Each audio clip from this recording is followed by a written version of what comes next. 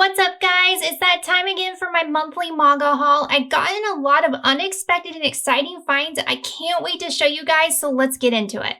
First up is Hell's Paradise Volume 12. One more volume to go, that's going to be the final volume, and then this one will be complete. I also picked up Record of Ragnarok Volume 1. Before Viz announced this one, it was one of my most wanted releases, so I'm extremely happy that it's finally getting one. It's one of the most adrenaline-inducing manga I've ever read, and the art is something to behold. It has a relatively simple premise with gods battling it out against humans in a tournament, but is executed in a way that makes it all feel so grand. The Hellbound Volume 1 is a new arrival from Dark Horse. They went all out with these covers. They are matte but have glossy details, and the art is really cool. Son Ho-yeon, who you may know as the director of one of my favorites, Train to Busan, wrote this one, so needless to say I was excited for its release. The manga is originally in black and white, so you see that recreated here, and the print quality is amazing. A supernatural story with elements of horror, conspiracies, and occult, this one's just right up my alley. The final volume of Steins Gate Zero also arrived. I got the Barnes & Noble exclusives for the previous volume, so I did the same for 3 as well. The newest volume of JoJo's Volume 3 of Golden Wind came in also, as well as Volume 14 of Jujutsu Kaisen. The cover of this one, which features Sukuna, is a new favorite of mine. Volume 9 of Chainsaw Man came in too. This is another that I'm of course picking up as it releases. A new one I got into this month is Twin Star Exorcists. I picked up all the way through Volume 24, which I believe is all of the volumes of the series that have been released so far. I've seen this one on the shelf when out shopping multiple times and just knew it's one I would enjoy, and man, I was right. You guys probably know that I love shonen that have a darker edge to them, but I also love ones that have strong characters and interesting dynamics. And Twin Star Exorcists is just that. More JoJo's also arrived from Right Stuff. I ordered all of JoJo's a while ago during their holiday sale, but some volumes were out of stock at the time. A few restocked recently, so I got volumes 2, 4, 5, and 9 of Diamond is Unbreakable. I finally found volume 1 of Kakaishi at Half Price Books. I feel like I've been in search of this one for so long. Now I just need to find volume 14 and the series will be complete. Volume 6 of Hiding Closer by Haruo Aso also arrived, so this one is now complete in my collection. I can't believe these next ones restocked on Amazon, volumes 3, 4, and 5 of Pluto. This one is now complete as well, so I can finally read it. Another surprising Amazon restock, a lot of the 20th Century Boys singles restocked, which I couldn't believe. I recently found 1 and 7 at half price, so I picked up all the ones I could at retail, volumes 8 through 16, 20, and 21. Looks like some are still in stock on Amazon at the time of this video if you're still in search of them. No Gun's Life is another series I'm getting into. I picked up volumes 1 through 6 and 8 through 11. I accidentally forgot to order 7 somehow, so I need to do that ASAP, as well as 12, which just came out. It's set in a futuristic dystopian society where people modify their bodies essentially into weapons. Oh, and the main character has a gun for a head, so it's got this sci-fi, cyberpunk-esque thing going for it that I love. By the way, another manga to look out for if you were into this one is Colorless by Kent, which is releasing this year.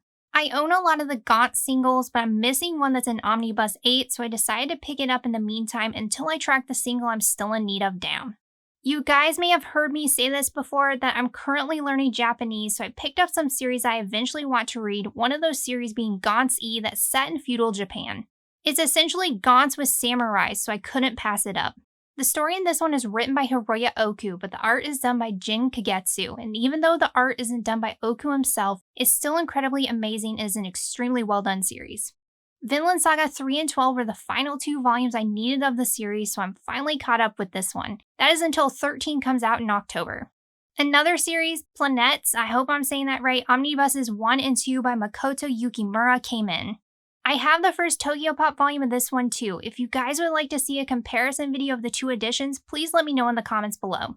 Man, this next one is one that I have been in search of for so long, and I didn't ever expect to see it on a shelf in the wild. But I walked into Half Price Books one day and there it was, Zatchbell volumes 1 through 4. I still have a long way to go though because I'm missing 21 volumes and it's severely out of print, but exciting nonetheless. Viz discontinued this one, so I really hope it gets picked up again someday. Someone must have been a fan of Makoto Raikou because they also dropped off volumes 1 through 6 of Animal Land. It's set in a place called Animal Country, a country where man does not exist and animals roam the land, until one day a raccoon finds a human baby and decides to become its mother. It's one that seems really quirky, which I love, so I picked it up also. Another half-price find was Cage of Eden Volume 1, one I've been wanting to get into. In it, a plane with a group of students on it crashes into an unknown world where animals not known previously to man exist. It's a survival adventure story, but it's an HE as well, so it interests me. One Punch Man Volume 10 is one I've been waiting to ship out for like 3 months, and it finally did. For some reason, I was missing that specific volume, but now I'm caught up. I also got more Japanese volumes in from Kinokuniya. If you saw my most recent video where I talk about the manga I want to see printed with English translation most, you know I love Rikudo. It's one of the best boxing manga to come out within quite some time. It's dark, hits hard emotionally with fights that hit hard as well, so I picked up volumes 1 through 5.